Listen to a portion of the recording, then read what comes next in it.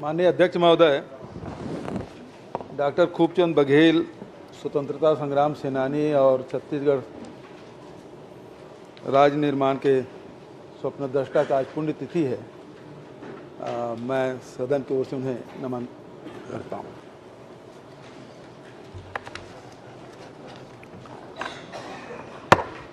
प्रश्नकाल श्रीमती कविता प्राण लहरे नहीं आई। श्री ललित चंद्राकर,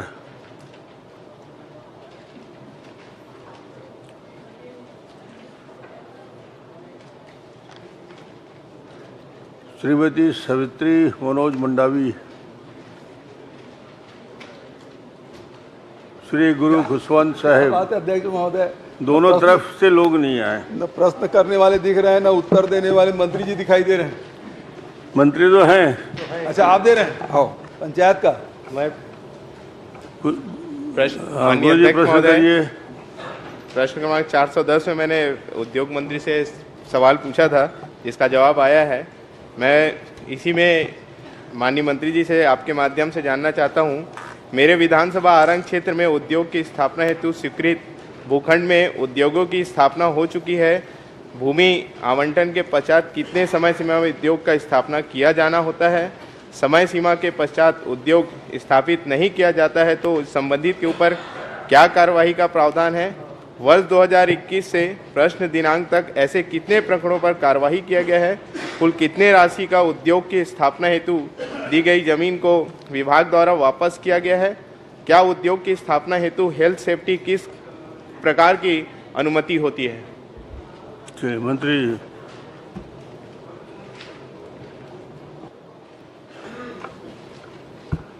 माननीय अध्यक्ष महोदय,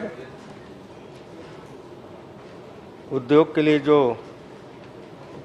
जमीन दो दिया जाता है और उसका समय सीमा सूक्ष्म उद्योग के लिए 2 साल,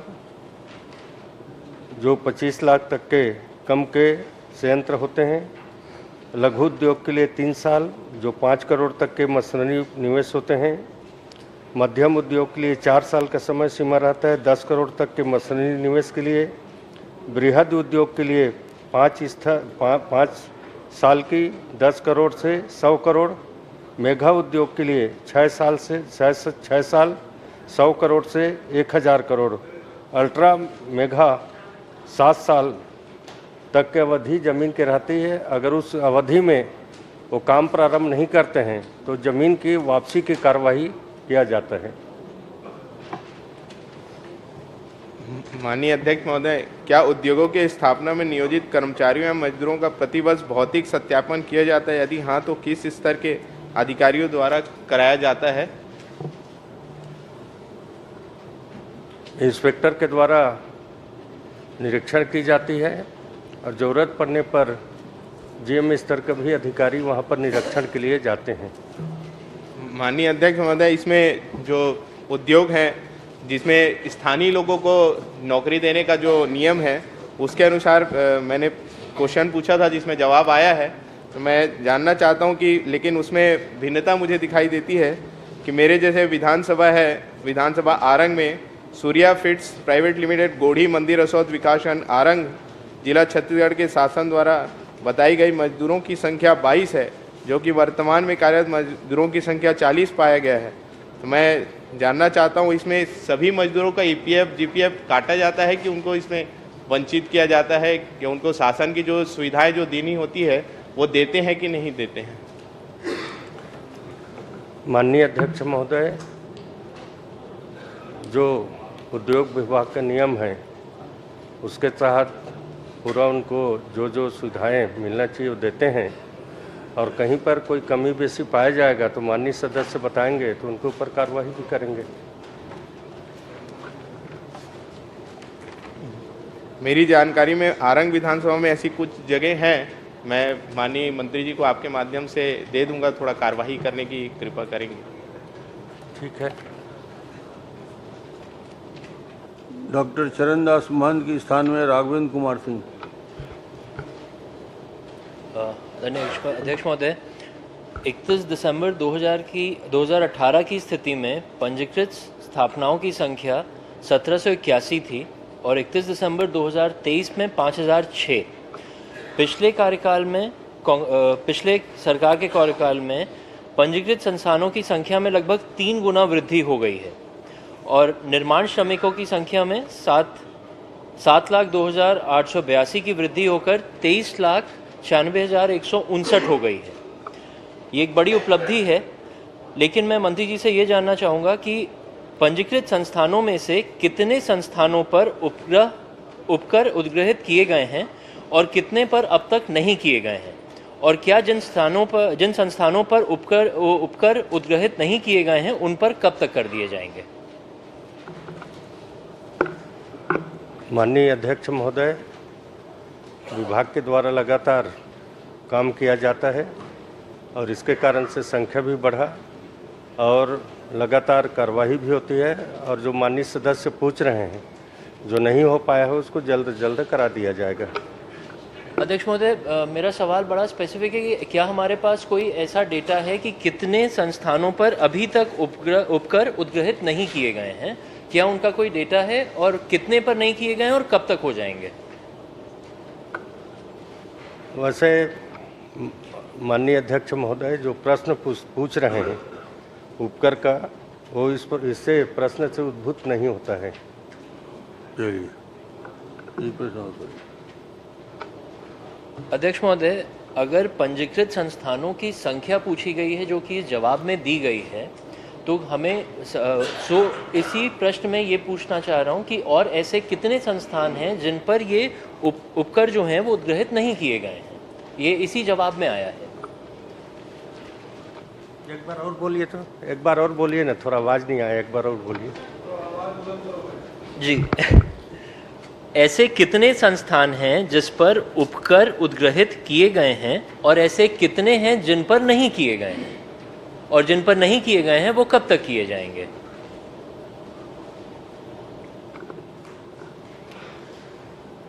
माननीय अध्यक्ष महोदय, हमारी निरीक्षण की संख्या 300 है, जिसमें अभियोजन की जानकारी उपलब्ध करा देंगे जो अभी उपलब्ध नहीं है आपके पास। ठीक, आपको जानकारी दे दें। श्रीमती भावना वोरा के स्थान में सुशांत शुक्ला जी। अरे सॉरी, भावना वोरा। आदरणीय सभापति, अध्यक्ष महोदय जी, मेरा सवाल है, मैं सीधे सवाल भी आना चाहूँगी। विषय क्योंकि जो जानकारी थी इसमें वो बताया गया है कि ऐसा कोई मद नहीं आया है, CSR से संबंधित कोई फंड नहीं आया है। तो वहीं पूछना चाहूँगी कि इसके अंतर्गत जो फंड आते हैं या जो काम किए जाते हैं जिले में CSR के अंतर्गत, तो उसका क्राइटेरिया क्या होता है CSR फंड का? माननीय अध्यक्ष महोदय, CRS मद का जो पहले राज्य शासन में आता था और उसको भारत शासन ने अभी बंद कर दिया है, सीधा कंपनी के द्वारा वहाँ के क्षेत्र के निवासियों मांग के अनुसार वो काम करते हैं। हम लोगों के पास CRS का फंड नहीं आता, हम लोग का अधिकार भी नहीं है उसमें। ये जो CSR फंड है इसकी क्योंकि वैलिडिटी होती है कि इस डेट से इस डेट तक कि अगर जो फंड आ रहा है आपको उसको खर्च करना है, या फंड आने की जो प्रक्रिया है वो क्या है वो प्रक्रिया? मैंने बताया ना कि भारत सरकार के अधीन होता है और भारत सरकार ने के निर्देश पर कंपनी अधिनियम में संशोधन कर दिया है और उसके तहत हम लोग के पास CRS नहीं आता। पहले कलेक्टर के पास हो जाता था, अब वो बंद कर दिया गया है। तो इसको आपको प्रश्न करना है तो भारत सरकार से आप पत्र लिख सकते हैं, क्योंकि हम लोग के अधिकार क्षेत्र में CRS का नहीं है। सर, भारत सरकार तक पहुंचने का माध्यम भी आप ही हैं, तो आप ही से प्रकाश डालने से ज़्यादा बेहतर होगा कि जो संशोधन है वो क्या संशोधन है, क्योंकि मेरी जानकारी में नहीं है। तो अगर आप सदन के माध्यम से मुझे अवगत करा पाएँ तो बेहतर होगा। बताया ना अध्यक्ष महोदय कि अब हम लोग को अधिकार खत्म कर दिया है, तो अब उसका जवाब तो मैं ज़्यादा नहीं दे पाऊंगा, क्योंकि हम लोग के पास उसका अधिकार है ही नहीं है। चलिए ठीक है जी। माननीय अध्यक्ष जी, इससे जुड़ा एक सवाल था। मैं माननीय अध्यक्ष जी, मैं माननीय मंत्री जी से जानना चाहता हूं कि सबसे ज़्यादा परेशानी हमारे क्षेत्र में है कि सीएसआर मद को ये जो औद्योगिक घराने हैं, जो औद्योगिक उद्योग हैं, ये ईमानदारी से इम्प्लीमेंट नहीं करते हैं। उन क्षेत्रों में ये सीएसआर मद का पैसा खर्च नहीं करते हैं, दूसरी जगहों पर खर्चा करते हैं या फिर उसमें गड़बड़ करते हैं। उस पर क्या कार्रवाई का प्रावधान है अगर वो ठीक तरीके से सीएसआर मद को खर्च नहीं कर रहे हैं उद्योगों पर? माननीय मंत्री जी। माननीय अध्यक्ष महोदय, जब सीआरएस मद का खर्चा करने का अपने को अधिकार ही नहीं दिया गया है, भारत सरकार को अधीन है, तो हम उसके ऊपर क्या कार्रवाई कर सकते हैं? तो माननीय यानी निरंकुश रहेंगे माननीय मंत्री जी? उन पे कोई अंकुश राज्य शासन नहीं लगा पाएगा क्या? माननीय अध्यक्ष महोदय, जैसा कि श्रीमती भावना वोरा के प्रश्न में मंत्री जी ने उत्तर दिया, 2021 में इसको बंद कर दिया गया। मैं माननीय आपके माध्यम से माननीय मंत्री जी से ये जानना चाहूँगा कि आप भारत सरकार से फिर से आग्रह करेंगे, क्योंकि उस समय परिस्थितियाँ थी कुछ और उसके कारण से फैसला लिया गया। अब भारत सरकार से फिर से आग्रह करेंगे क्या कि सीएसआर मद जैसे पहले संचालित होती थी और राज्य सरकार और कलेक्टर के माध्यम से उसे निगरानी किया जाता था, जैसे कि माननीय अनु शर्मा जी ने कहा कि वो सीएसआर मद का खर्चा बता देते हैं, लेकिन वास्तविक स्थिति में उसका खर्च होता नहीं है। तो क्या भारत सरकार से फिर से आग्रह करेंगे क्या कि इस सीएसआर मद जैसे पहले संचालित होता था उसी प्रकार से संचालित हो? माननीय अध्यक्ष महोदय, आप कहें तो मैं पूरा पढ़ के बता दूं भारत सरकार का जो निर्देश है। नहीं, वो दूसरा प्रश्न है। इनका कहना है कि क्या आप आग्रह करेंगे कि जो निर्देश केंद्र सरकार ने दिया था पूर्ववत उसको क्या जारी रखेंगे? क्या ऐसा कोई पत्र आप केंद्र सरकार को लिखने वाले हैं या लिखेंगे, ऐसा प्रश्न है? हाँ या नहीं में बता दीजिए। हाँ, भारत सरकार को हम लोग लिखेंगे कि हम बस लोग अधिकार दें। ठीक। अजय चंद्राकर। सीएसआर मद में सर, अगर फैक्ट्री वाला या जो भी उद्योगपति है अगर कोई पैसा देगा तो उसकी कार्य एजेंसी कौन रहेगा? वो उद्योगपति रहेगा कि कलेक्टर रहेगा? नहीं है, तो इसीलिए मैं कहा कि भारत सरकार से अनुरोध करके फिर से जो पुरानी व्यवस्था है वो लागू कर दी जाए। माननीय अध्यक्ष जी, मैंने सवाल पूछा था उसका मैंने सवाल का जवाब पूछा था, उसमें इतनी अनियमितताएं दिख रही हैं जो जवाब आया उसमें। आप बिल्कुल सही प्रश्न उठाए हैं। मैं मंत्री जी आपसे सिर्फ ये विनम्रता पूर्वक जानना चाहता हूँ कि मान लीजिए अब पहले कलेक्टर को आता था, अब वो बंद कर दिए हैं बोल रहे हैं आप, तो वो पैसा कैसे देता है, किससे पूछ के देता है और कौन एजेंसी से काम होता है? ये अगर जानकारी हो तो बताइएगा, ताकि वैसे ही फिर मिलेंगे हम लोग कि हमारे गांव में कौन सा काम कौन करेगा, पूछ के बताना पड़ेगा ना। माननीय अध्यक्ष महोदय, जैसे अपने को अधिकार नहीं है और उसको अधिकार कंपनी को ही दे दिया गया है कि वह उस क्षेत्र के जनप्रतिनिधि जो भी बातचीत करके अपने काम कराते हैं, तो उस हिसाब से काम हो रहा है। बाकी हम माननीय पूर्व मुख्यमंत्री जी ने कहा, हम निश्चित तौर पर भारत सरकार को पत्राचार करेंगे कि वो अधिकार अपने को दे तो काम हो सकता है। बस एक छोटा सा सवाल पूछना चाहूँगी माननीय अध्यक्ष महोदय, आपके माध्यम से मंत्री जी से पूछना चाहूँगी, अगर हमारे क्षेत्र में कोई कंपनी है और अगर उस पर ना राज्य सरकार का अधिकार है, ना वहाँ के स्थानीय प्रतिनिधि का अधिकार है, ना कलेक्टर का अधिकार है, तो फिर उस पर अधिकार किसका है? मुझे बताने का आप कष्ट करेंगे।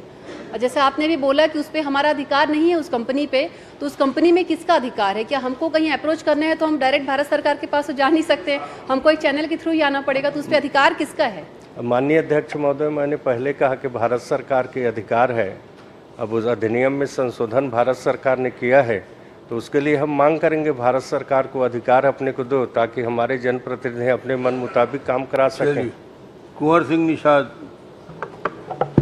माननीय अध्यक्ष महोदय, ग्राम पंचायतों में और साथ ही जनपद आरईएस को जो राशि कंटिंजेंसी के माध्यम से प्राप्त होती है, ये जो मिसलेनियन खर्च के नाम से जिसको कटौती किया जाता है, मैंने प्रश्न किया था माननीय मंत्री जी से, उनका जवाब भी आया। तो मैं माननीय मंत्री जी से ये जानना चाहूँगा कि जो राशि ग्राम पंचायत, जनपद पंचायत और आरईएस को प्राप्त होता है, उसका उपयोग किस मद में किया गया है? माननीय अध्यक्ष महोदय, माननीय सदस्य ने कंटिंजेंसी मद के संदर्भ में पूछा है, तो कंटिंजेंसी मद चूँकि सभी कामों में उसको कंटिजेंसी नहीं काटा जाता है, कुछ कामों में काटा जाता है और उसमें 2% जो राशि है उसमें 1% ग्राम पंचायत को और 1% में से आधा जनपद पंचायत को और आधा प्रतिशत जो निर्माण एजेंसी है आरईएस को मिलता है। और ग्राम पंचायत हो या जनपद या आरईएस, ये राशि बहुत कम होता है। जनरली जैसे लेआउट करना है तो चूना खरीदना है, रस्सी खरीदना है, धागा खरीदना है, खीला गाड़ना है, तो इस प्रकार के कामों में इसका उपयोग किया जाता है। माननीय अध्यक्ष महोदय, जो राशि पंचायतों को, आरईएस को और जनपद को मिलता है, उसमें एक शिकायत आई है कि बिल वाउचर लगाकर उस राशि का जो दुरुपयोग किया जा रहा है, उसके माध्यम से जनपद के अधिकारी कर्मचारी इसमें संलिप्त पाए गए हैं। मैं आपके माध्यम से जानना चाहूँगा कि राशि का खर्च का ऑडिट किया गया है और किया गया है तो कब, ये बताएं। माननीय अध्यक्ष महोदय, मैंने बताया राशि बहुत कम ही रहती है। जैसे बालोद एक विकासखंड है, उसको कंटिजेंसी मद का मात्र 30,000 रुपये प्राप्त हुआ है, तो मुझे लगता है कि ये बहुत कम राशि है। फिर भी नियमानुसार उसमें ऑडिट तो सभी में होते ही है, साल भर में जनपद के सभी कार्यों में। अगर कोई स्पेसिफिक कहीं भ्रष्टाचार उसमें हुआ है तो आप बताइए, उसकी जांच कराएंगे। माननीय अध्यक्ष महोदय, पहले कंटिजेंसी में जिला खनिज न्यास के तहत ग्राम पंचायत, जनपद पंचायत, आरईएस को राशि दी जाती थी। अभी विगत साल भर से ये राशि नहीं दिया जा रहा है, तो फिर उस राशि का उपयोग कहाँ पर किया जा रहा है और किस काम में किया जा रहा है? माननीय अध्यक्ष महोदय, अभी गौड़ खनिज की जो राशि है उसमें कंटिजेंसी नहीं काटी जाती है, तो उसका सवाल ही नहीं उठता है कहाँ उपयोग हो रहा है। माननीय अध्यक्ष महोदय, कट रहा था, लेकिन वर्तमान में क्यों कट नहीं रहा है? मेरा प्रश्न ये स्पेसिफिक प्रश्न नहीं है, अब क्यों नहीं कट रहा है? और यदि नहीं कट रहा है तो जिला स्तर पे वो राशि जमा हो रही है, तो उसका उपयोग किस काम में हो रहा है, ये मैं आपसे जानना चाहता हूँ माननीय मंत्री महोदय। माननीय अध्यक्ष महोदय, भारत सरकार के कुछ गाइडलाइंस हैं जिसके तहत मनरेगा, गौड़ खनिज, एसबीएम, मूलभूत, प्रधानमंत्री आवास, ऐसी योजनाओं को जो केंद्र प्रवर्तित या केंद्र के रिलेटेड हैं, ऐसे योजनाओं को जैसे विधायक निधि, सांसद निधि, इन सब में कंटिजेंसी काटने का प्रावधान नहीं है। नियमित नहीं है, ये तो ठीक है, लेकिन मैंने आपसे स्पेसिफिक प्रश्न ये किया है कि डीएमएफ से जो कटता था वो राशि यदि कटा हुआ है तो जनपद, आरईएस और ग्राम पंचायत को तो नहीं मिला है, तो जो राशि जो कटे हुए हैं जो जिला में है, उस राशि का उपयोग किस मद में हुआ, ये जानना चाह रहा हूँ मैं। माननीय अध्यक्ष महोदय, मैं बड़े जिम्मेदारी से जवाब दे रहा हूं कि गौड़ खनिज मद की राशि कंटिजेंसी नहीं कट रही है। अगर कट रही है तो मुझे बताइए, उसके खिलाफ हम कार्रवाई करेंगे। कटता है महोदय, माननीय अध्यक्ष महोदय, कटती है राशि, जनपदों को आता था, लेकिन इस साल नहीं आया है। मैं इसी बारे में जानना चाह रहा हूँ, वो राशि कटी है तो वो उस राशि का उपयोग कहाँ है और वो राशि कहाँ जमा है, बस ये जानना चाहता हूँ। माननीय मंत्री जी, माननीय अध्यक्ष महोदय, आप गौड़ खनिज का उत्तर दे रहे हैं, ये डीएमएफ का बोल रहे हैं, डिस्ट्रिक्ट मिनरल फंड, और उसमें कटता है 2%, वो फिर ब्लॉक लेवल पे, जिला लेवल पे, प्रदेश लेवल पे आता है। वो राशि ये वितरित नहीं हुआ है ब्लॉकों में, ये प्रश्न है। तो डीएमएफ की राशि डीएमएफ में कटता है कि नहीं कटता? पहली बात, आप मेजर मिनरल और माइनर मिनरल दोनों को मिला के पूछा, आप केवल माइनर मिनरल की बात कर रहे हैं, तो ये डीएमएफ फंड की पूछ रहे हैं, उसमें कटता है कि नहीं कटता, और कटता तो राशि क्यों नहीं जाएगी?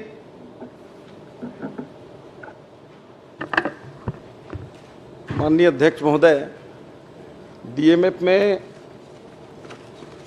2000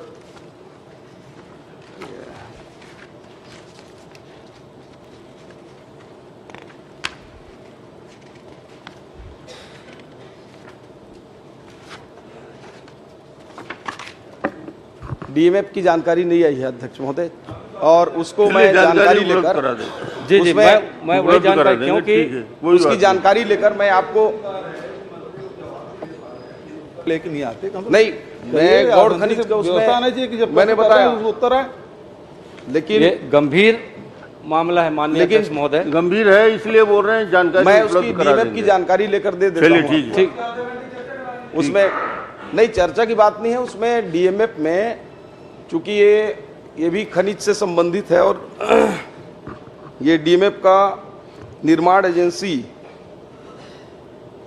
इसमें कंटिजेंसी का प्रावधान नहीं है, मैंने पहले ही बताया है, उसमें कोई प्रावधान नहीं है। अगर है तो आप बताइए। चलिए ठीक है जी। सुशांत शुक्ला। ठीक ठीक, धन्यवाद अध्यक्ष जी, बहुत बहुत धन्यवाद अवसर बोलने के लिए, अवसर देने के लिए। आज मेरा भी प्रश्न सीएसआर से संबंधित है। प्रश्न लिखित में मेरे को जवाब आया है, परंतु कुछ व्यवहारिक लेकुना है उसमें। जो सबसे महत्वपूर्ण विषय है कि सीएसआर मद से राशि व्यय करने हेतु अप्रैल माह के प्रतिवर्ष राज्य निवेश प्रोत्साहन बोर्ड और जिला निवेश प्रोत्साहन बोर्ड की बैठक होना आवश्यक है। ये मैं नहीं कहता, 2002 और 2022 का राज्य सरकार का सर्कुलर कहता है। किन किन जनप्रतिनिधियों को वहां पर प्रश्नांकित करते हुए उनको समायोजित, उनके मांग को समायोजित करने का प्रावधान भी उसमें स्पष्ट तौर पर उल्लेखित है। परंतु पिछली सरकार में या उससे पूर्ववर्ती सरकार में कभी कलेक्टरों ने स्थानीय जनप्रतिनिधियों की बैठक लेकर सीएसआर संबंधी विषयों पर उनसे मांग नहीं मांगी। मैं इस पर माननीय मंत्री जी का जवाब जानना चाहता हूं।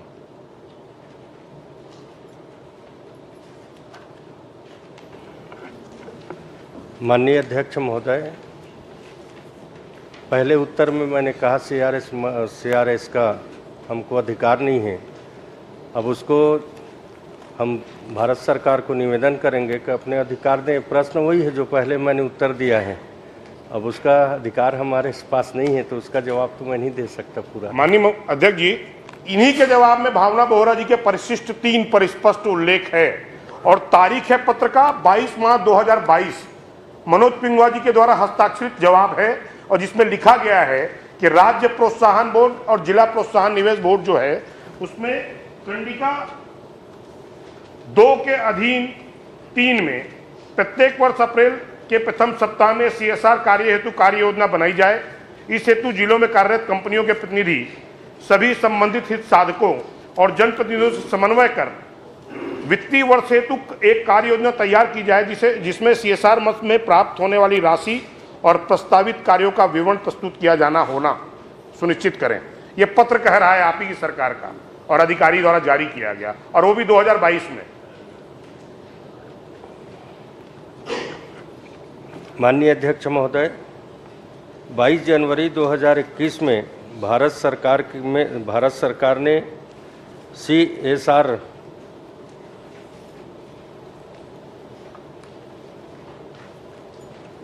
को संशोधन किया है और उसके बाद में अब जो बता रहे हैं माननीय जी, उसके बारे में तो मेरे को जानकारी नहीं है। हमारे उत्तर में वो नहीं दिया गया है।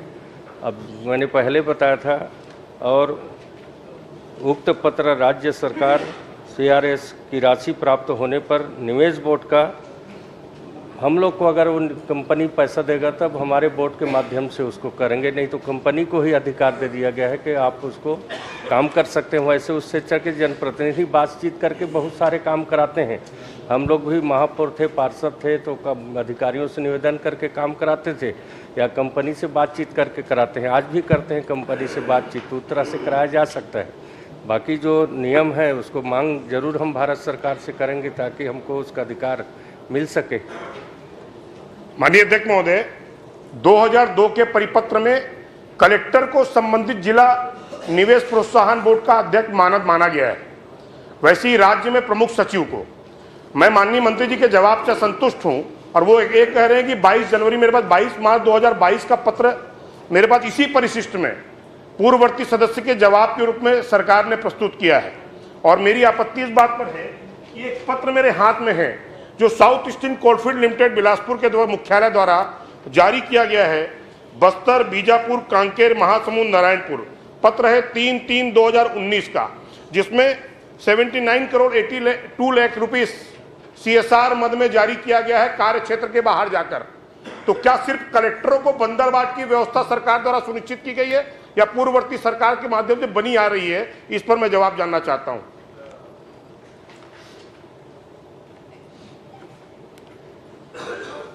माननीय अध्यक्ष महोदय, मैंने पहले ही बताया कि राज्य सरकार के पास में जो बोर्ड है हमारे, उसमें अगर कंपनी पैसा जमा करते हैं तो निश्चित तौर पर हमारे कलेक्टर के माध्यम से या जो भी संबंधित अधिकारी हैं उनके माध्यम से हमारे जनप्रतिनिधियों के साथ में बैठक करके उसका उपयोग करेंगे। बाकी अभी तो अपने को अधिकार ही नहीं है, तो अब उसके बारे में मैं ज़्यादा क्या बता सकता हूँ। देखिए, मैं सिर्फ आपके माध्यम से एक मांग करना चाहता हूं कि आने वाले समय में जो पत्राचार के दृष्टांत का अभाव सरकार के पास, उसको पूर्ण किया जाए। कलेक्टर की अध्यक्षता में जो समिति बनी है वो जनप्रतिनिधियों से स्पष्ट तौर पर हर साल के अप्रैल में हमें राय ले और तब राशि वितरित सुनिश्चित की जाए। ये व्यवस्था अगर माननीय अध्यक्ष जी आपके माध्यम से मैं मांग करता हूं कि मुख्यमंत्री जी देना चाहेंगे क्या? पहले अपने को अधिकार मिल जाए तो उसके बाद में फिर गठन करेंगे। श्रीमती विद्यावती सिदार।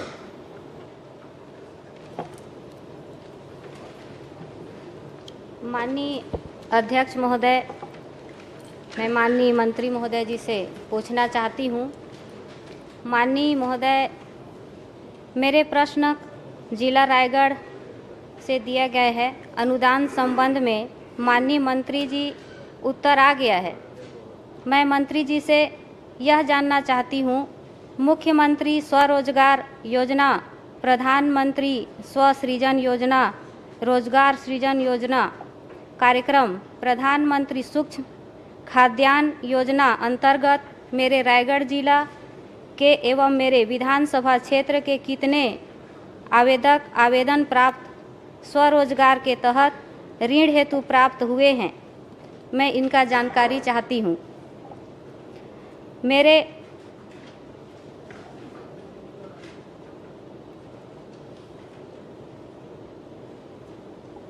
एवं मेरे विधानसभा क्षेत्र के स्वरोजगार के ऋण हेतु प्राप्त हुए कितने आवेदकों को स्वरोजगार हेतु ऋण उपलब्ध कराया गया है, कितने लंबित हैं, लंबित आवेदकों को कब तक शासन की इन योजनाओं का लाभ प्रदान करने हेतु कार्रवाई की जाएगी, संबंध में बताने की कृपा करेंगे।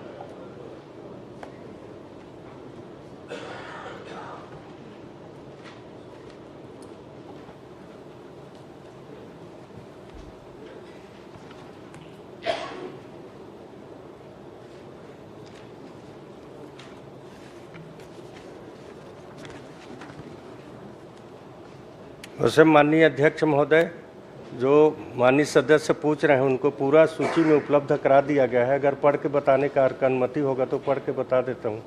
उनको पूरा सूची उपलब्ध कराया गया है जो पूछ रहे हैं उसका। सूची उपलब्ध है, आप पढ़ लीजिए बोल रहे हैं मंत्री जी।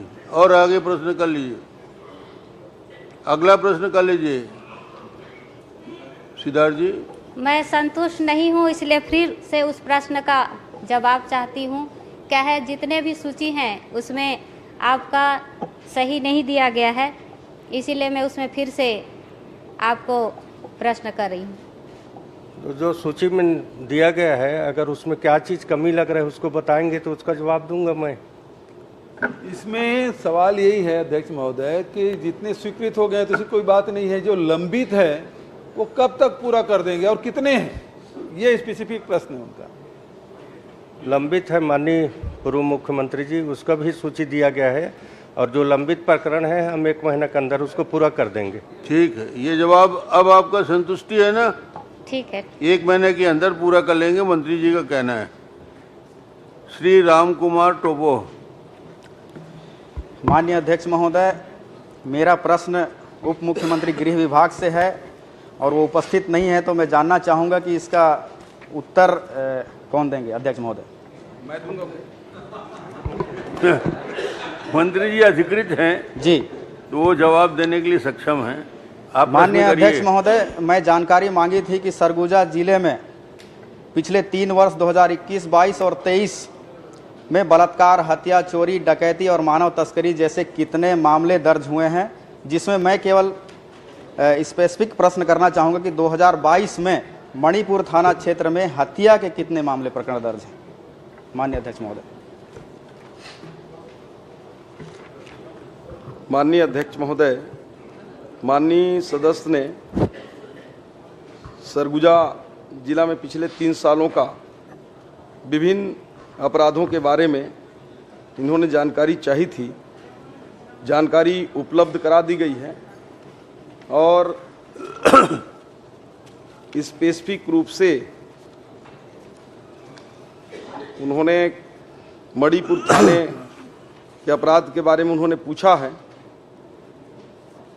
क्योंकि एक एक अपराध की जानकारी यहाँ ला पाना संभव नहीं है, परंतु किसी स्पेसिफिक उस घटना के बारे में आपकी कोई जिज्ञासा है तो बताइए। कितने अपराध दर्ज हुए, ऐसा प्रश्न है इनका। सिर्फ संख्या बता सकते हैं तो अच्छा होगा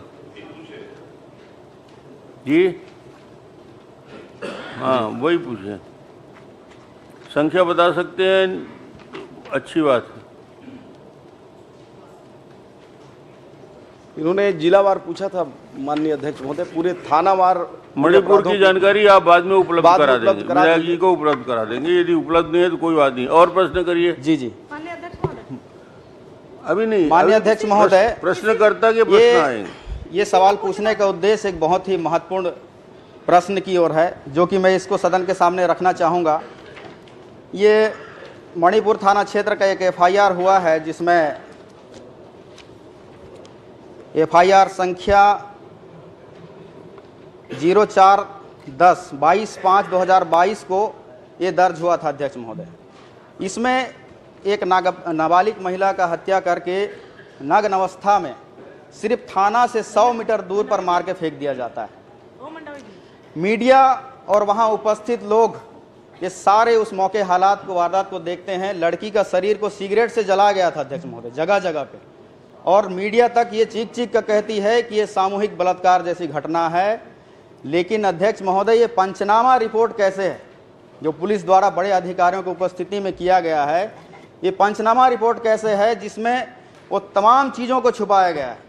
और ऐसा लगता है कि ये पंचनामा एक बंद कमरे में बनाया गया है अध्यक्ष महोदय, मौके वारदात पर नहीं बनाया गया है।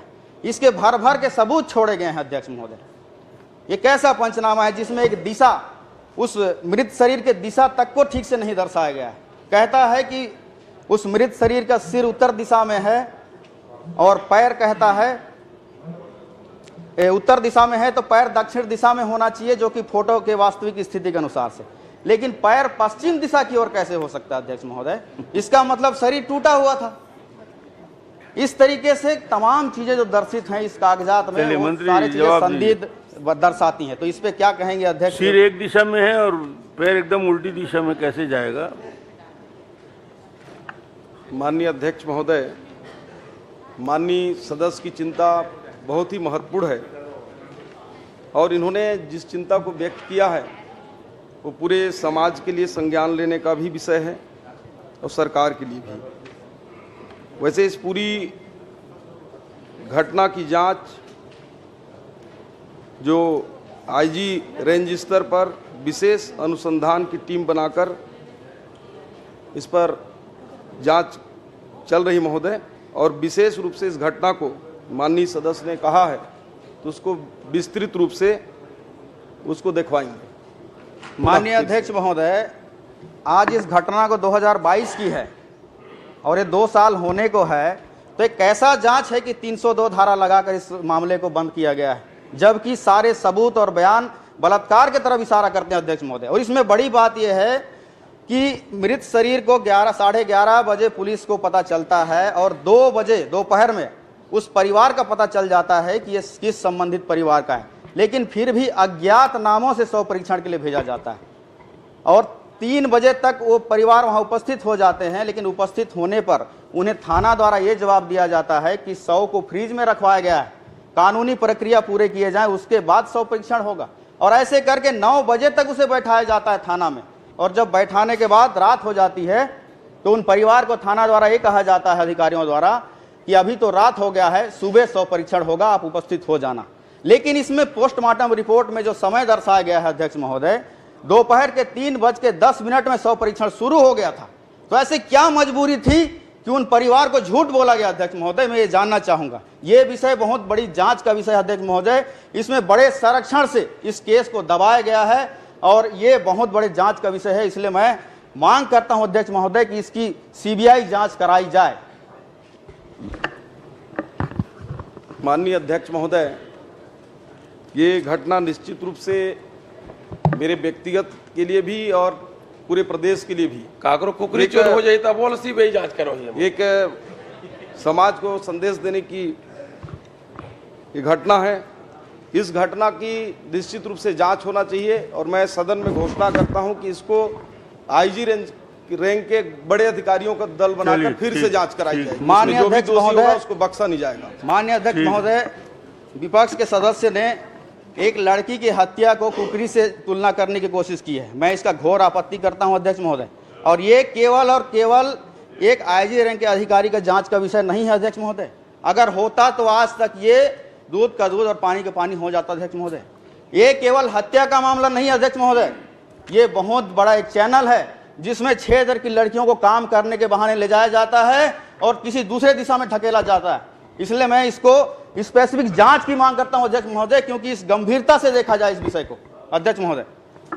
माननीय अध्यक्ष महोदय, ये भारतीय जनता पार्टी की डबल इंजन की सरकार है, माननीय विष्णुदेव साई जी की सरकार है। इसमें निष्पक्ष जांच होगा और जो भी दोषी होंगे टीम बनाकर जांच कराएंगे। कोई भी वर्षा में भी आंदोलन चला थे, सातराम यादव और वो सिर की दिशा का भी जांच करवा दीजिएगा। सीबीआई जांच करा, ईडी सीडी कागज तो सब जांच करो ना भाई। वो इस घटना में माननीय अध्यक्ष महोदय, दक्षिण में तो पश्चिम में कैसा है इसकी भी जांच जरूर डलवा। हमारी सरकार की जो पुलिस है वो निष्पक्ष जांच करेगी। हमको अपने पुलिस पर भरोसा है। आईजी रैंक के अधिकारियों का दल बनाकर श्री लता हुसैन सुशांत शुक्ला जी प्रश्न करेंगे। वो कोंडा गांव में के अंतर्गत 2021 से प्रश्न दिनांक तक प्रधानमंत्री सड़क और मुख्यमंत्री ग्राम सड़क योजना के तहत स्वीकृत कार्यों और उसकी अपूर्णता और गुणवत्ता के विषय पर है। जो परिशिष्ट इसमें संलग्न किया गया है माननीय अध्यक्ष महोदय, उसमें 4 कार्य दिखाए गए हैं। परिशिष्ट 5 में NH43 बोरगांव से पांडे 8 गांव, अनंतपुर से अंका कोना पहुंच मार्ग, बरकई से बालदोरिया पहुंच मार्ग, हीरापुर से फरदा पदर सड़क निर्माण, राधना फरसगांव मुख्य मार्ग से सोड़ निर्माण तितना पहुंच मार्ग। इस पर प्रश्न, पूरा प्रश्न ये है अध्यक्ष महोदय कि संबंधित सड़क को 1.5 साल हो गए स्वीकृत हुए और आज दिनांक तक पूर्ण नहीं है और इस पर गुणवत्ता की भी शिकायत है। परंतु प्रश्न के जवाब में जो मंत्री जी का जवाब आया है उसमें शिकायतों का कहीं उल्लेख नहीं है। सिर्फ परिशिष्ट 5 में आवंटन राशि और नाम दे के उसको इतिश्री कर दी गई है। माननीय अध्यक्ष महोदय, शिकायत संबंधी कोई शिकायत अभी हमारे पास नहीं आई है। माननीय सदस्य के पास अगर कोई शिकायत की ऐसी बात हो तो बता दें, उस पर जांच कराई जाएगी। और जहां तक ये समय सीमा की बात है तो अभी समय सीमा 16 अप्रैल तक की अवधि है माननीय अध्यक्ष महोदय, और जब तक अवधि पूरी नहीं होती है किसी के ऊपर न हम नोटिस दे सकते हैं न कार्रवाई कर सकते हैं। अभी समय सीमा के अंदर कार्य चल रहा है और किसी प्रकार की कोई शिकायत नहीं। अध्यक्ष महोदय, इसी में एक पूरक प्रश्न है। जो परिशिष्ट संलग्न किया गया है उसमें अनुबंध की समय सीमा और अनुबंध किए जाने के दिनांक का उल्लेख नहीं है, तो आज जवाब अपूर्ण है। माननीय अध्यक्ष महोदय, माननीय सदस्य को कार्य पूर्णता की तिथि बता दी गई है। अगर उनको अनुबंध की तिथि और अनुबंध क्रमांक भी चाहिए तो भी उपलब्ध करा दिया जाएगा। श्री दलेश्वर साहू जी, श्री मोतीलाल साहू, श्री राम कुमार यादव। माननीय अध्यक्ष जी, मैं माननीय मंत्री जी ला ये पूछे हों कि चंदरपुर विधानसभा के में जत का जो पावर प्लांट है जेमा गरीब आदमी मन मजदूरी करते अपन घर चलाए बर, ओ मन के कब कब जांच करीन और अतके दिन में वहाँ कोई शिकायत मिलिस कि मिलिस और जांच करेगी हुई तो का मन ला मिले है। मैं माननीय मंत्री जी के नहीं पूछना चाहता हूँ।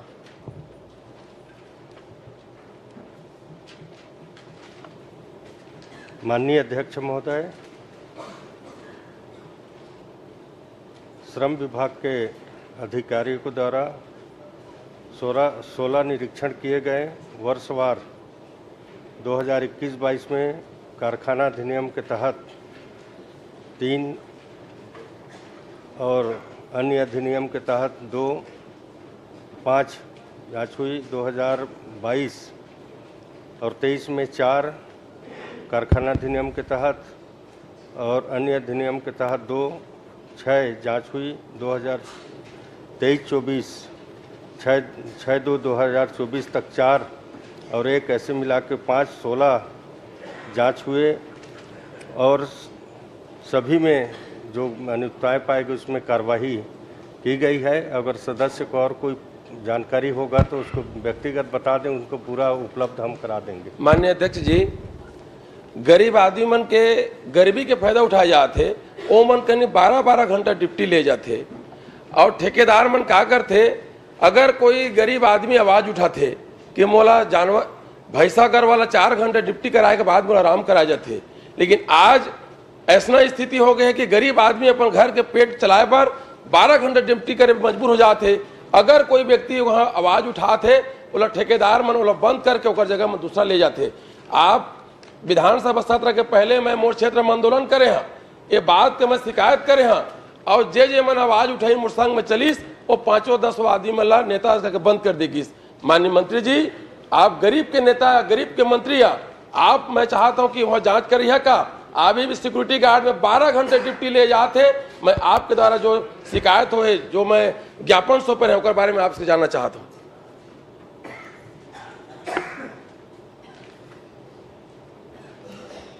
माननीय सदस्य महोदय, आपके द्वारा जानकारी दी जा रही है कि इस तरह से श्रमिकों के साथ में अन्याय हो रहा है, तो निश्चित तौर पर उसका हम कार्रवाई करेंगे, नियमानुसार जांच कराएंगे उसका।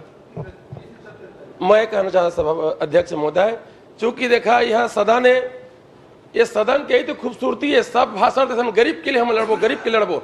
आपके जयकारा हो जाही कि जब पावर प्लांट है यही के बात नहीं, प्रदेश में आप जांच करा दो, 12 घंटा ड्यूटी झल 8 घंटा तुम्हारा धन्य हो जाए। मैं आपके माध्यम से निवेदन करना चाहता पूरा प्रदेश में। बिल्कुल सही, जांच करा देंगे। किस स्तर के अधिकारी से जांच कराएंगे, क्योंकि यदि वही इंस्पेक्टर लोग जांच कराएंगे तो उसी की शिकायत है, तो किस स्तर के अधिकारी से जांच कराएंगे? जैसे हमारे सब श्रमिक इंस्पेक्टर हैं, उससे अगर संतुष्ट नहीं होंगे तो उसके ऊपर अधिकारियों से जांच कराएंगे। इंस्पेक्टर मन तो खाली डीजल खर्चा करते साहब, कोई बड़का अधिकारी का नहीं करा ना, तो बैठे साहब मन बड़े बड़े फोल्डिंग धर के कलम धर के पढ़े ज्ञानी बड़े साहब मन लाई भेज को चिंता मत कमिश्नर स्तर के कराएंगे, सचिव स्तर के अधिकारी जांच कराएंगे, ये बताइए ना किस स्तर के अधिकारी जांच कराएंगे? ऐसा भेद उचित स्तर से जांच कराएंगे, ताकि उचित स्तर में कौन सा कमिश्नर, लेबर कमिश्नर से कराएंगे, सेक्रेटरी से कराएंगे, किस स्तर पे अधिकारी? जरूरत पड़ेगा तो लेबर कमिश्नर भी जाएगा। बोल ही रहे ना, वो खुद लेके गए।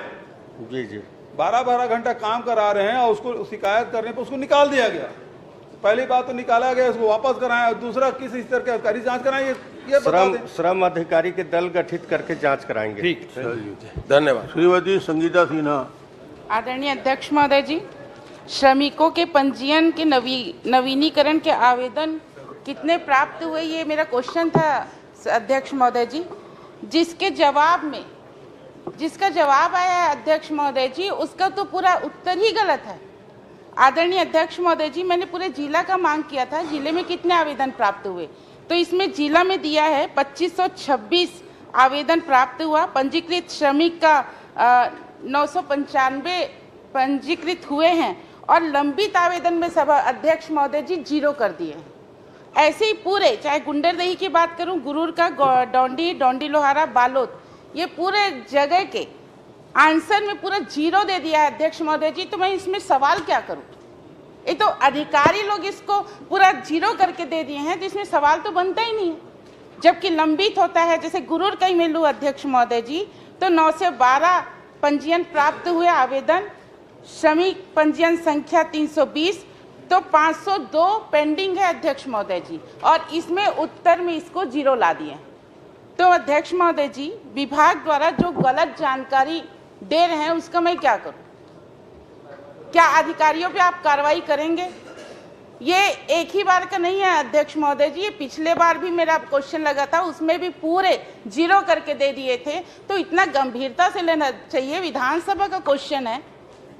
पूरे छत्तीसगढ़ राज्य की बात कर रही हूँ, जिला की बात कर रही हूँ, बालोद जिला के, और पूरे आंसर में यहाँ पे देख लीजिए अध्यक्ष महोदय जी, पूरे 0 करके ले दिए हैं। और यहाँ पे लंबित बहुत सारे 502 है, 1531 है, अगर जिला की बात करूँ तो 1531 है।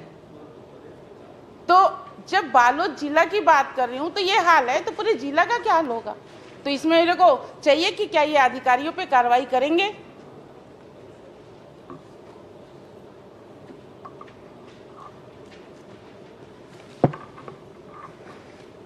माननीय अध्यक्ष महोदय, माननीय सदस्य महोदय ने पूछा है 2022-23 की स्थिति में पूछा गया है और अभी वर्तमान में जो लंबित होंगे उनके कार्यवाही करेंगे, उसका निराकरण करेंगे। और उस समय लंबित आवेदन 0 है तो उसको 0 ही बताना पड़ेगा। अगर उनके कोई लंबित होगा, जानकारी होगा तो बता दें उनको पूरा करेंगे हम लोग। जी, अगर 2526 की बात करें तो 1531 आवेदन लंबित हैं, और अगर गुरूर का बोल रही हूँ 912 में अगर 320 का निपटारा हो चुका है तो 502, तो इतने 0 तो नहीं आ सकते अध्यक्ष महोदय जी। और इतना बड़ा जो गलती कर रहे हैं अधिकारी लोग, आपको धोखे में रख रहे हैं, 0 ला के खत्म कर दिए हैं, ये तो बहुत गंभीर मामला है अध्यक्ष महोदय जी। ये पूरे छत्तीसगढ़ राज्य के लिए गंभीर मामला है, श्रमिक लोगों के लिए गंभीर मामला है। इसमें क्या अधिकारियों पे कार्रवाई किया जाएगा? माननीय अध्यक्ष महोदय, अगर लंबित आवेदन नहीं है और 0 है तो अधिकारी को क्या कार्रवाई करेंगे? अधिकारियों को शाबाशी देंगे हम कि काम पूरा किए हैं। आदरणीय अध्यक्ष महोदय, इतने काम हुए हैं तो बाकी कहाँ गए? माननीय अध्यक्ष महोदय, किस लिए रोका गया है? श्रमिकों का किस लिए उनको रोका गया है? क्या कारण है? चलो कारण है, ठीक है, इसमें इतना बता दिया जाता, जितना अंतर उसमें यहाँ पे शो तो कर देते हैं कितने लंबित है, यहाँ तो 0 करके दे दिए हैं आपको। आवेदन लंबित नहीं है। अगर आपको व्यक्तिगत कोई जानकारी होगा और गलत दिए हैं तो उसका नाम पता सहित बता दीजिए, तो उसका पूरा करेंगे। जो ठीक है अध्यक्ष महोदय जी, ठीक है, मैं मानने को तैयार हूं कि लंबित हैं, तो इसमें आप बता देंगे कि कितने आवेदन आपके लंबित हैं?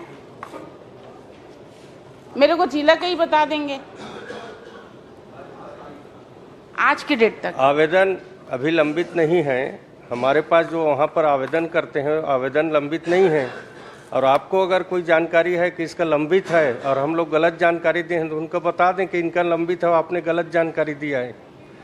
आदरणीय अध्यक्ष महोदय जी, फॉर्म भरने में किसी ने त्रुटि किया होता है तो उसका फॉर्म जरूर निरस्त होता है। आदरणीय अध्यक्ष महोदय जी, अगर कोई श्रमिक किसी कारणवश लंबित है, उनका जो कोई भी कारण है, उनको घुमाया जा रहा है, गोल गोल घूम रहे हैं, उन लोग आवेदन लेके आपके पास आ रहे हैं, ऑनलाइन करवाने के लिए निवेदन कर रहे हैं, लेकिन आवेदन को सीरियसली ढंग से नहीं लिया जा रहा है अध्यक्ष महोदय जी। उसके लिए हर श्रमिक गोल गोल घूमते रहते हैं, ऑनलाइन करा के फिर उनके पास जाते हैं, तो उसको तुरंत के तुरंत इसको या तो आदेश कीजिए, जितने लंबित हैं उसको तुरंत उसमें कार्रवाई करके उनको चलिए, लंबित हो तो कार्रवाई कराइए। ठीक है, धन्यवाद। धर्मलाल कौशिक जी, धन्यवाद अध्यक्ष। आपको अंदाज नहीं था कि आपको प्रश्न आएगा? तैयारी नहीं थी आपकी? नहीं था कि आएगा करके। तैयारी नहीं थी आपकी? प्रश्न काल में तैयारी तो चल रहा है अध्यक्ष महोदय। तैयारी तो ऐसा है कि बाकी प्रश्नों को भी पढ़ के आओ। चलिए साहब। मंत्री जी, माननीय अध्यक्ष महोदय, मैंने मंत्री जी से पूछा है कि बिलासपुर और मुंगेली प्रधानमंत्री सड़क और मुख्यमंत्री सड़क जो स्वीकृत हुए हैं, बता रहे हैं कि टेंडर की प्रक्रिया में है। 21 से मैंने प्रश्न किया है, तो टेंडर की प्रक्रिया में है, तो टेंडर की प्रक्रिया कब तक पूर्ण हो जाएगी? ये मंत्री जी थोड़ा जवाब चलिए बता दीजिए भाई, जिससे काम चालू हो जाए। टेंडर की प्रक्रिया कब तक पूर्ण हो जाएगी? माननीय अध्यक्ष महोदय, टेंडर के निश्चित समय सीमा होते हैं और उसके प्रक्रिया के तहत जो निश्चित समय सीमा है उसके तहत पूर्ण कर ली जाएगी। चलिए सर। अध्यक्ष महोदय, सड़कों की हालत इतनी खराब है, ले दे करके कुछ स्वीकृत हुए हैं और स्वीकृत होने के बाद में यदि प्रक्रिया में चलती रहेगी तो गांव वाले इतने नाराज हैं सड़कों को लेकर के। तो मंत्री जी, अब वो टेंडर प्रक्रिया विस्तृत नहीं है और चलती नहीं रहेगी। जब राशि स्वीकृत हो गए, टेंडर में आ गए, टेंडर के बाद में 1 होगा 2 होगा ज़्यादा से ज़्यादा, उसके बाद में काम शुरू हो जाए, तो उसकी कुछ समय सीमा बताएंगे? चलिए, समय सीमा बता दीजिए। उसको शीघ्र अतिशीघ्र करेंगे माननीय अध्यक्ष महोदय। जैसे टेंडर का समय नहीं, 1 मिनट, समय से पहले टेंडर खोल नहीं सकते। जैसे ही उसका समय टेंडर खोलने का होगा वो तत्काल में उसको एग्रीमेंट करा के काम को चालू कराएंगे। चलिए, प्राथमिकता से करिए। और कोई प्रश्न? मंत्री जी, इसमें कुछ निरंक दिया हुआ है जो आपके मुंगेली जिले के है, मुख्यमंत्री सड़क का। तो जो राशि मिली है और उसके बाद निरंक दिया हुआ है, तो उसकी टेंडर प्रक्रिया प्रारंभ हो गई है, नहीं हुई है, थोड़ा सा उसमें थोड़ा सा आप बताएंगे, जानकारी देंगे?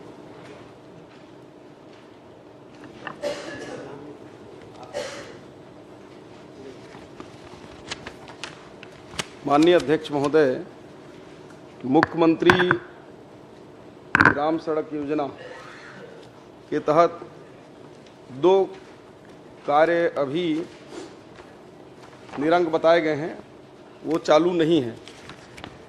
उसमें सड़क का नाम मैं भी बता रहा हूँ।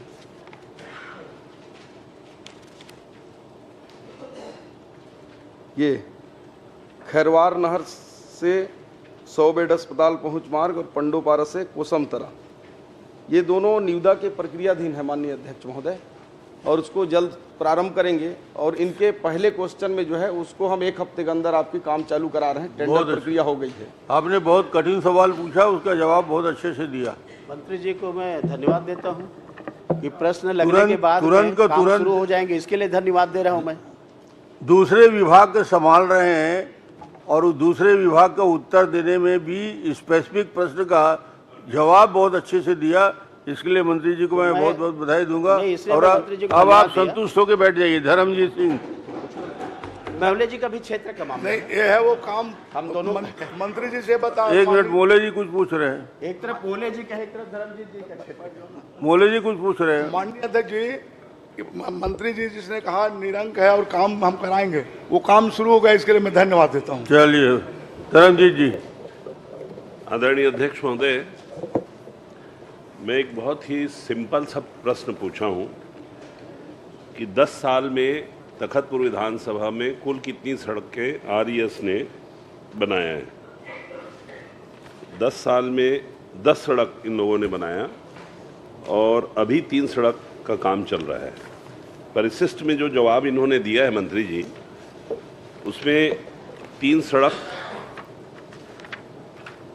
23 में स्वीकृत हुआ है, 22-23 में डीएमएफ मद से 30 लाख, उसी तरह से डीएमएफ मद से 22-23 में हुआ है 18 लाख, और वही 22-23 में डब्ल्यूबीएम सड़क निर्माण जरेली डीएमएफ मद से 30 लाख। और तीनों ही काम में आपने रिमार्क दिया है मुरुम बिछाई कार्य पूर्ण एवं शेष कार्य प्रगति पर, सामग्री एकत्रीकरण कार्य प्रगति पर, सामग्री एकत्रीकरण कार्य प्रगति पर, और आपने ये भी कहा है निर्माणाधीन समानुपातिक प्रगति के संबंध में ठेकेदार को 29/9/23 को नोटिस। वही बात लिखे हैं आप दूसरे सड़क में 29/9/2023 को नोटिस, कारण बताओ नोटिस, और तीसरा भी नोटिस। तो कुल मिला के आपके इस जवाब में ये स्पष्ट दिखाई दे रहा है कि डीएमएफ मद के पैसे को इस तरीके से दे करके, और जो आपका जवाब आया है वही ये बता रहा है कि इसमें भयंकर अफरा तफरी करने का ये एक माध्यम बना हुआ है। तो मैं आपसे 2 चीज़ पूछना चाहता हूँ। ये तीनों सड़क सहित तीनों सड़क की जांच आप मेरे को आपके अधिकारी ले जा करके कराएंगे क्या? जांच कराएंगे मतलब मुझे दिखवाएंगे कि आखिर ये प्रॉब्लम क्या था, क्या बनने वाला था, क्या नहीं बना 2 साल में।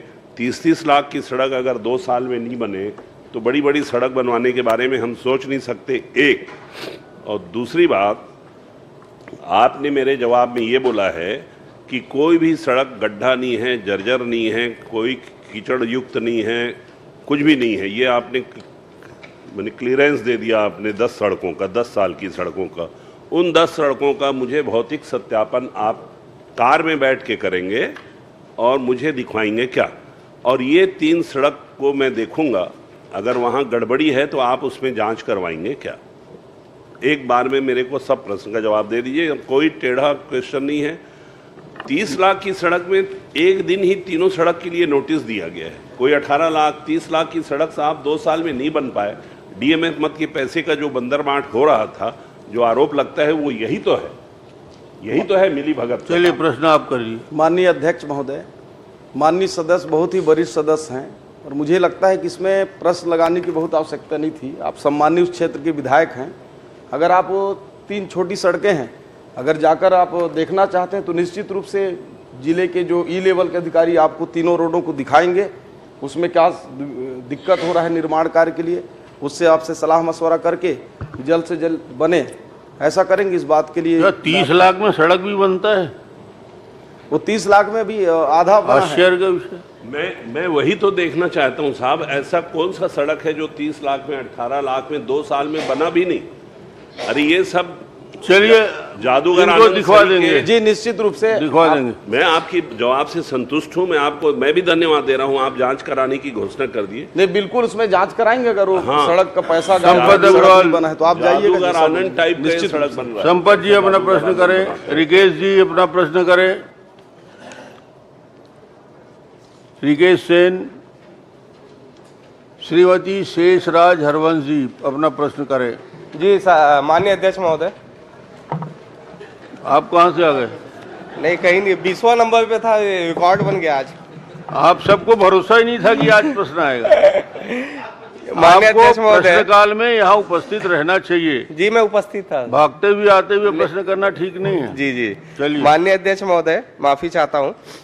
उद्योग मंत्री महोदय जी बताएं कि भिलाई हथखोज जिला दुर्ग में उद्योग लगाने हेतु शासन द्वारा कितनी जमीन आवंटित की गई है, इसका मुझे कुछ लिस्ट भी आया है। लेकिन वहाँ पे मैं ये जानना चाह रहा था कि जो उद्योग की जमीन है उस जगह पे लगातार कई एकड़ों में अवैध कब्जे पिछले 5 साल में हुए हैं, तो वो उस अवैध कब्जे को हटाने के लिए क्या प्रयास माननीय उद्योग मंत्री जी करेंगे? क्योंकि पिछले 5 वर्षों में और इस प्रकार से जिस प्रकार से उद्योग की जमीनों पे कब्जा चल रहा है और हमको नए लोगों को जो एमओयू हम अलग अलग लोगों से कर रहे हैं, ऐसी स्थिति में हम जमीन कहाँ से उपलब्ध करा पाएंगे? और जमीन दलालों के द्वारा जो है हथखोज में पिछले 5 वर्षों में 100 एकड़ से ज्यादा जमीनों पे जो कब्जा किया गया है, उस पर क्या कार्रवाई माननीय मंत्री जी करेंगे?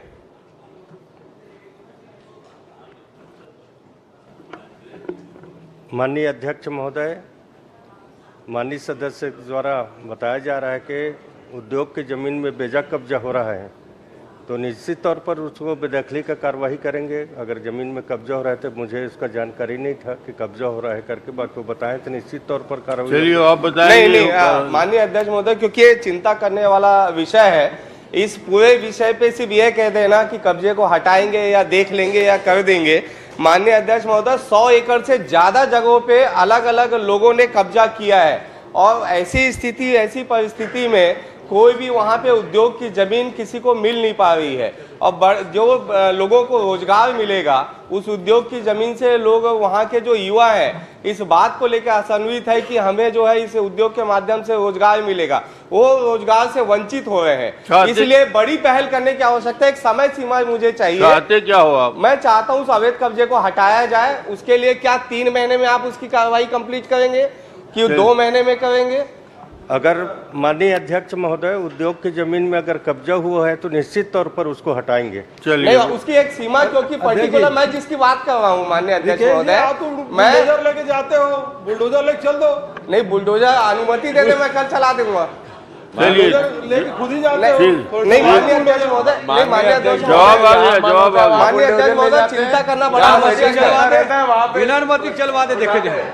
माननीय अध्यक्ष महोदय, चिंता करना आवश्यक है क्योंकि ये प्रदेश का मामला है, लोगों के रोजगार से संबंधित मामला है।